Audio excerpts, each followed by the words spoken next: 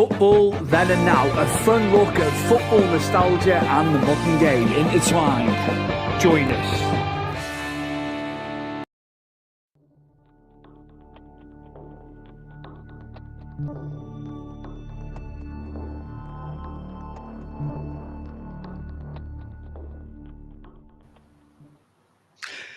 This is episode 57, and we are back with an Everton theme. It is Everton week on Football Then and Now, Chris. We carry on, of course, and we're going to talk about our memories of Goodison Park, been many, many times over the last 30 years or so.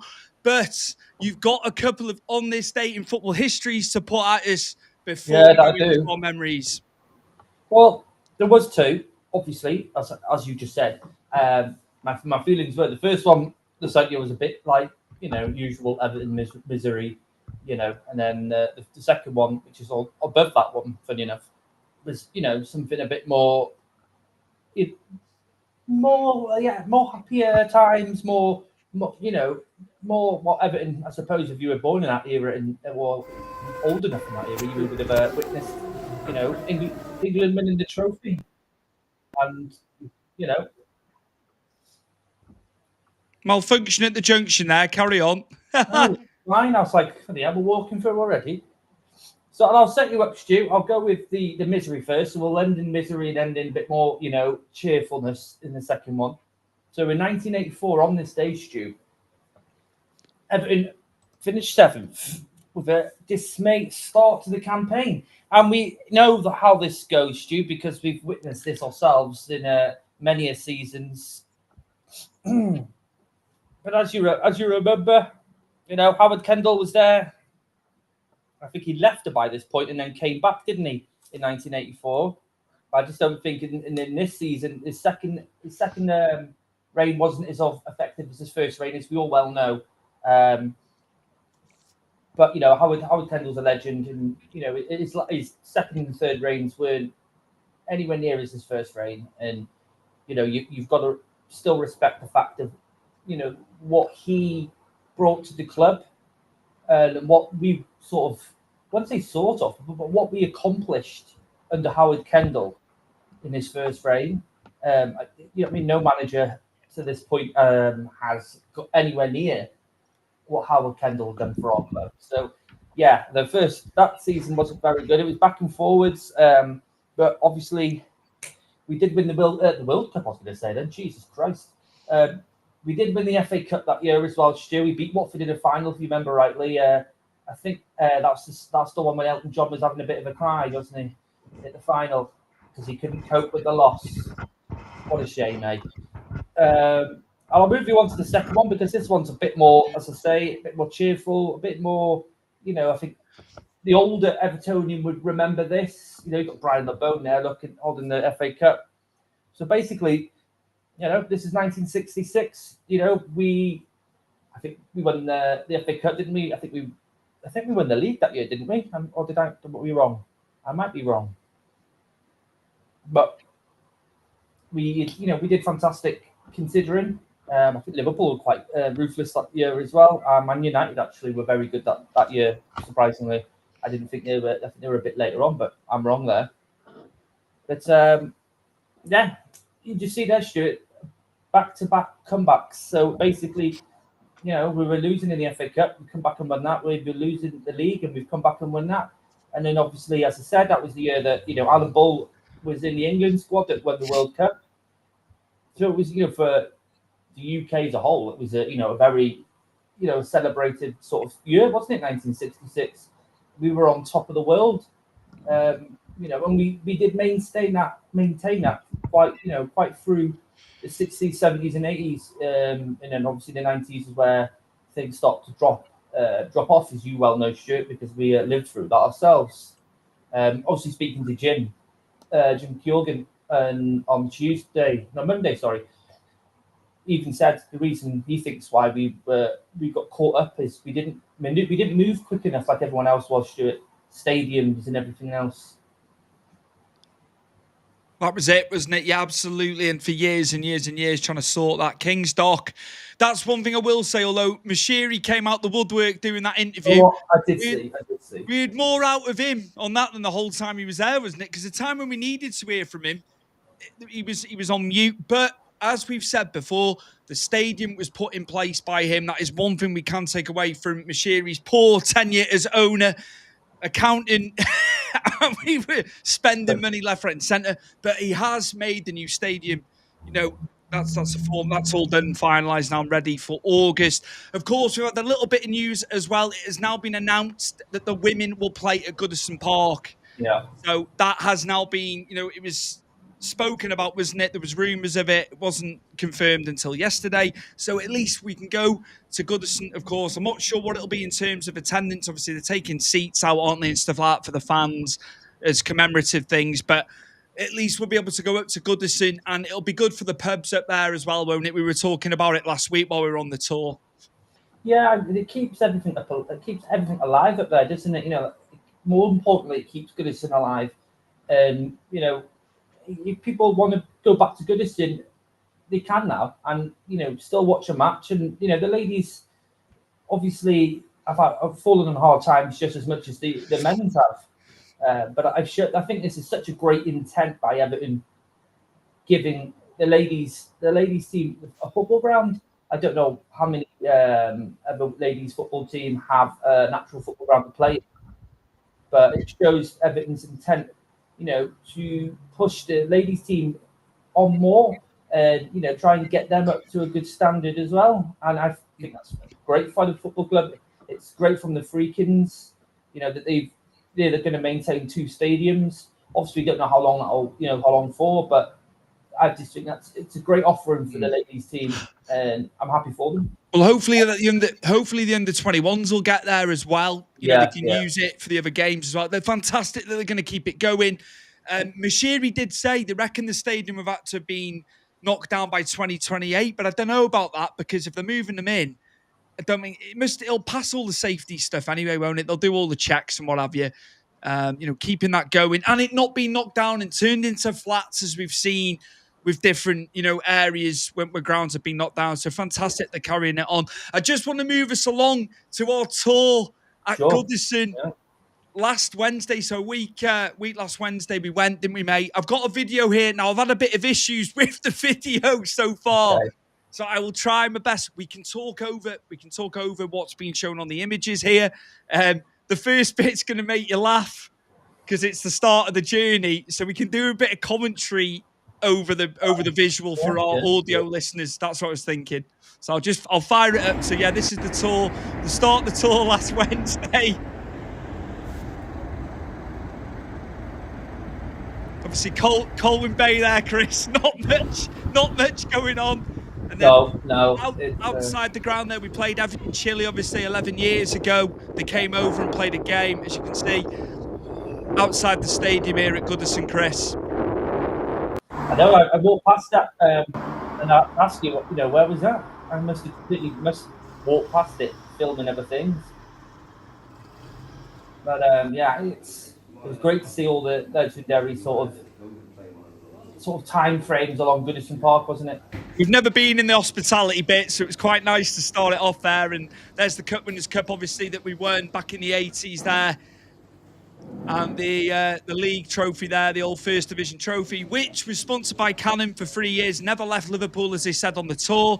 Here's the media bit. I've got some images of the media bit. I've got images to come in after all this, but yeah, I just thought I'd play the video. And then I'll just pump in. Obviously, it's going down the tunnel, Chris. I don't think there's any for us to talk here. Just let this run.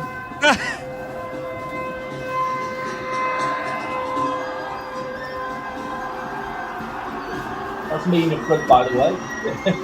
You're not noticing.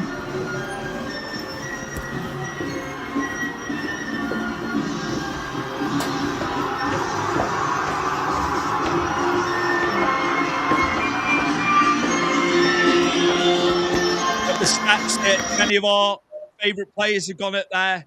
Yeah. It was just a great day, wasn't it? It was great to go and do it. The tour lasted an hour, of course. I'm not sure now, obviously, with this news coming out about the women playing there, they may do more tours, mightn't they? If you're looking to go on a tour, there's nothing available for June and July as yet. I think they want to get the season out the way. You would think if they're keeping the stadium open, they're going to carry on doing tours, aren't they? It's a revenue source. You would assume so, but I imagine the guys and everybody, all the people that do the tours will probably move over to Bramley Moore because people are going to want tours of that stadium, aren't they, as well? Unless they hire some people from the ladies' team to do the tours. And you look very happy there, Stu, and I look like I've had some bad news about the football team. You know what I mean? Too many injuries, and a reporter's asking me a horrible question. We were channeling on in a Moisey here. We were the first ones to go up to the table as well. Yeah. It was a good sized group for the tour, but yeah, it was brilliant getting to see behind the scenes, wasn't it? Going in into the main stand there, and the media bit, it was good, and you could see obviously we were sat prior to that where the media sit. Quite a small room, really. You don't realise, do you, because of the way it's set up, you don't see all that. Sorry, Stu. The chairs look like old school chairs, didn't they? You know what I mean? They're coming down for an exam, and you sit down and you pull the table out in front of you. Yeah, it was quite small though. I always had envisioned, Stu, that it was bigger than it was. Do you know that sort of room there? But yeah, either way. The trophy there, the FA Cup trophy, our last trophy. It's coming up for 30 years since we've won anything. Hopefully, with the new regime, the new ground, we are finally going to get to see in our lifetime, mate, that we start winning things. A cup would be great. We've never won the League Cup. I'd take the League Cup, mate, I tell you, but we've never won that, have we, historically? But yeah, just getting to hold that trophy, of course, and being in the changing room. How was that being in the changing room? We were only in there briefly, weren't we? Well, which one do you want to talk about, Stu? Do you want to talk about the away one first? You can talk about how lavish the away changing room is. Yeah. Oh God! When you want to talk about, and I'm assuming other clubs do this to the away football team. So basically, to our audio listeners and obviously the people who are currently watching us or watch us afterwards, the away changing rooms was abysmal. There was nowhere for you to sort of get changed secretly, but I suppose football players don't do that. But there was no space for that. The seating was very minimal, Stu. They don't supply the bogs. They mess around with the heating in the summer and the winter, which I found hilarious. But again, I think all these ploys are all old school ploys that a lot of clubs probably do as well. If we're going into our own dressing room, we've all seen pictures of Bramley Moore Dock Swan, and we've seen how big and how luxurious that looks. This was nice. It was small, wasn't it, Stu? It wasn't massive. It was like cute and small, wasn't it? It did the job. It looked 100 times better than the away one. We didn't go into the showers and stuff because we didn't really see the necessary need for it. And we saw the FA Cup, didn't we? And we pounced on that one. But yeah, Ferguson was there. I don't know when, he didn't say when, but Ferguson actually put his own top there and told anyone take a seat and be coming for you. But yeah, it was just amazing just to see all the inside, because we've seen the pitch, we've sat how many times since we've been kids at Goodison, so see the inner workings of Goodison was dead good. Just brilliant, absolutely brilliant. Of course, tickets. It's the hottest ticket in town on the weekend, the final game against Southampton. We will talk about that in episode 58 because we're going to bring memories up about games in the next episode. This is predominantly about the tour. It was our only opportunity, unless we were willing to pay 1,500 quid, as our tour guide told us. One guy was selling the ticket he found, and I've seen one for $3,000. And then I've seen a load of people stupidly paying for tickets and they've not arisen. No tickets have come. People have got to be very careful. If you're going on groups leading up to Sunday, I would not be. If someone says they've got a ticket and they're selling it, just use your brain a little bit, because I've seen people lose money. Someone was told they were going to send their tickets digitally to them. They'd given them 400 or 500 quid for 2 tickets. They've not seen anything, and the person's pulled a fast one. Sad, really, that it's come to that. But Pete, there's chances out there. There is. There's people that are going to do it. the way the world is. We've got a comment from Richard Crowhurst. Hey up, chaps. Hello, Rich. Hope you're well. Hope all Big is. man, Rich. And we've got Lewis Young as well. What was your best memory in Goodison Park? We're going to talk about that in the next episode, Lewis, but we're pre-taping it. We're taping it today. We're going to put it out on Friday because this is Everton week for football then. And now, of course, the final game for the senior men's squad at Goodison Park. So look out for that episode later on in the week. Me and Chris will be back for that, of course. But yeah, Chris, any more about the tour? I've got some more images to come as well. Just from the outside. We've got the background there, but I've got the full image. Obviously, the famous Gladych Street end. We've had some nights and days We have. in that Absolutely. stand. As I said on the tour, that's where all the noise comes from initially, and then it reverberates around the stadium, doesn't it? Just some great nights in there, Chris. Listen, we've been through pretty much most of the places you can sit at Goodison. I think I've not done the upper Bullings. I think that's the only place I don't think I've sat. But yeah, Gladys Street, that's where you want to be, isn't it? It's either Gladys Street or the Park End. I know, Stu, you love the Park End because you like winding the other opposition up. But yeah, the Gladys Street, lots of memories there. And we never got stuck behind a pole on Gladys Street, did we? And that was good, considering it's been a few times, isn't there, elsewhere we've had to sit in front of that, the pillar of doom, should we say. But it was a fabulous day, Stuart. As you can see, the weather was fantastic. And I think it illuminated Goodison Park even more.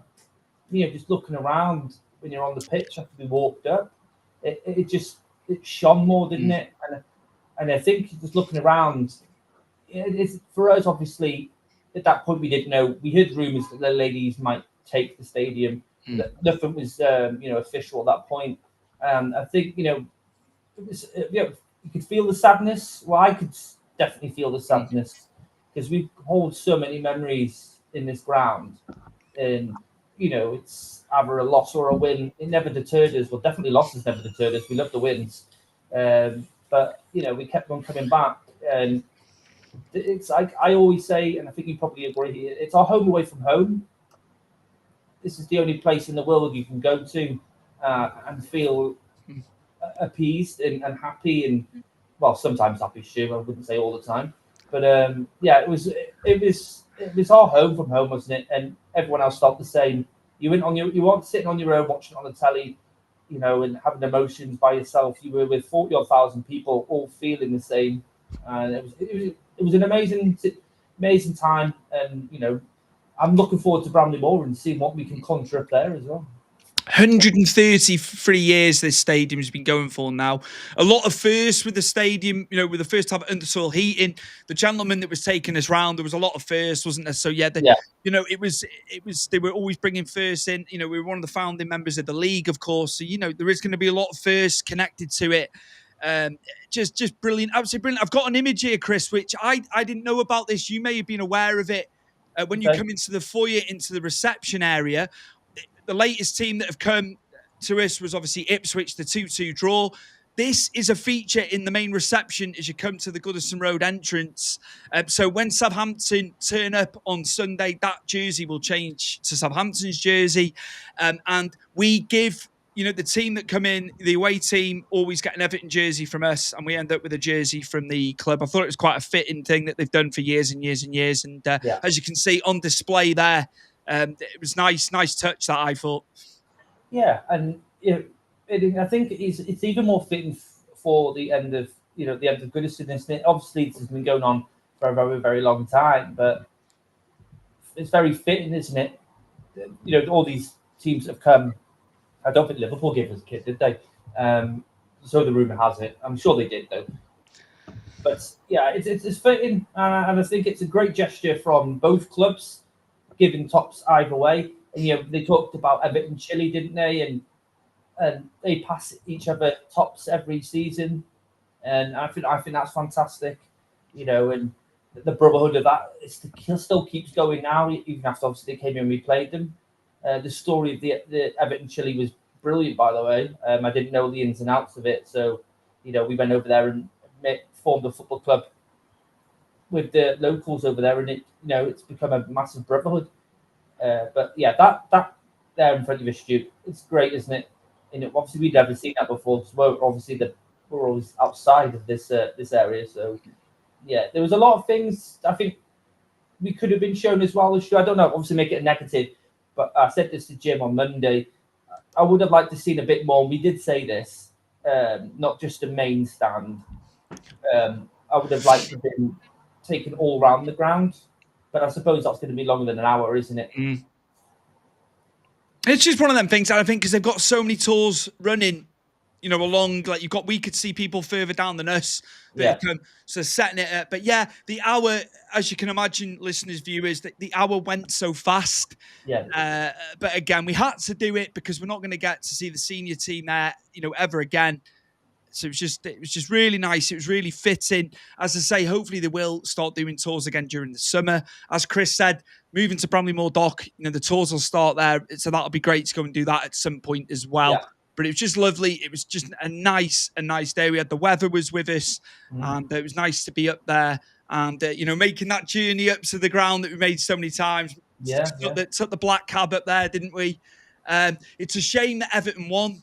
The shop's obviously up for let, so they're not going to stay there. That's a bit of a shame, but obviously they're going to go down by the ground there. We've got the one in the city centre, of course, that Liverpool won. But yeah, just happy that the women are going to go there, and they're going to be playing in front of more people. They're trying to grow it, of course. And from what I heard, the women had a better second half of the season. I think they were a bit slow earlier on.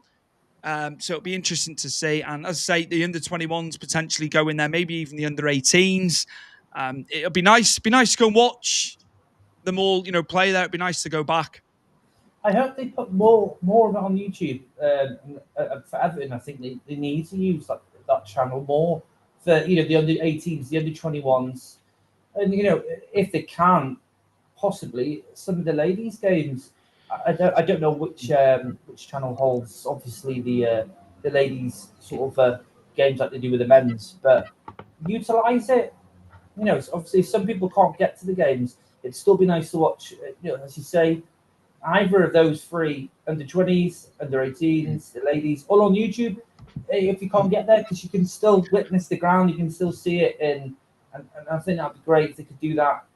Keeps it going, as we've said, Stu. It keeps Goodison alive, and it's a great gesture from the club and the owners. Mike Richards of the Unholy Trinity informed me yesterday. Graham White, our former pitch side announcer, did all this stuff on the microphone, did loads of stuff, Radio Everton, all that. He has got a ticket for Sunday. He was actively looking for a ticket. Mike informed me on X yesterday. He just said, Graham White has got a ticket, and so he should. I know there's going to be a lot of people who've worked for the club over the years who are trying to get tickets, but yeah, I'm chuffed for him because it was like over 30 years with the club in different guises, of course, doing Radio Everton. He's done everything. He's done everything with the club, so chuffed for him that he's got a ticket. And the 38,000 who are going to be there in the home areas, of course, it's just going to be one hell of a day. The game is obviously on at the pubs surrounding the ground as well. The Spello, all of them are going to have the game on, so you can have a lot of people in the pubs, aren't you, as well? And then subsequently, off the back of the game, everyone's celebrating just the grand old lady one more time. Yeah, so hopefully it's a win, isn't it, to round it off? Absolutely. But no one knows, I've harped on about this a couple of times over the course. Southampton have beaten us twice this season. We need to go out on a high, and he's got the players. A lot of the players are back fit now, aren't they? We were very strong second half against Fulham, so I think it does bode well. But Southampton made it difficult for City the other day. Ruben Diaz was not happy at all. They sat back. What do you expect them to do? You're not going to go. You're not going to go hammer and ton against Man City, are you? No. It's stupid. They've got a team that can pretty much maybe bar Liverpool, Arsenal. No teams can go head to head with them in their same style of football. This is not possible, and I think he needs to wake up or wobble his head a bit. Southampton we're always going to defend and try and catch them on the counter attack. And I think, as I said, bar a couple of teams in the Premier League, every other team does that to Man City. It's nothing new. I found it hilarious. But yeah, hopefully, mate, we'll see. The final goal will be an Everton player, of course, because that'll go in history for the senior team. Game. Now, that'll be really good. So we will be watching the game. It's a 12 o'clock kickoff, of course, on Sunday, TNT Sports. If you can't get to the game, if you're not going to the surrounding areas, I assume there'll be a lot of Everton fans in the city centre watching the game as well.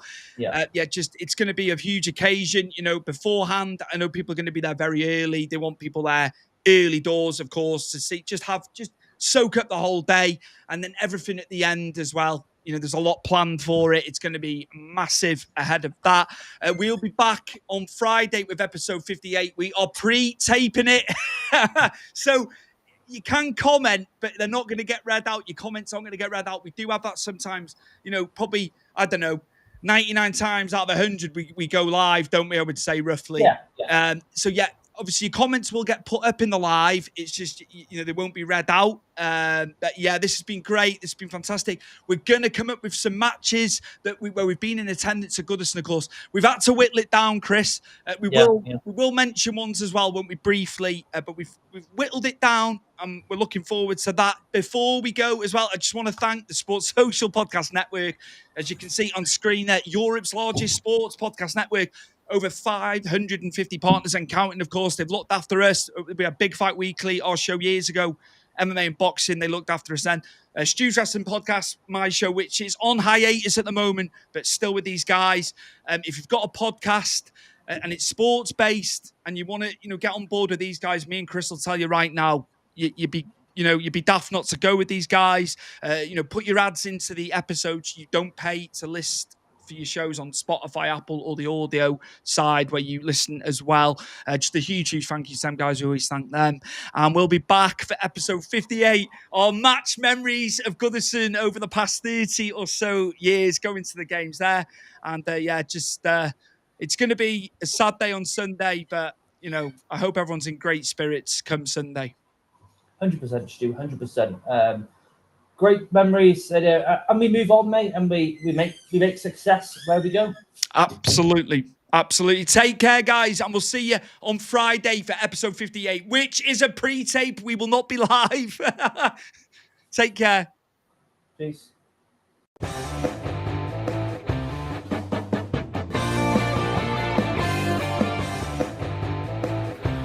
Football then and now, a fun look at football nostalgia and the modern game intertwined.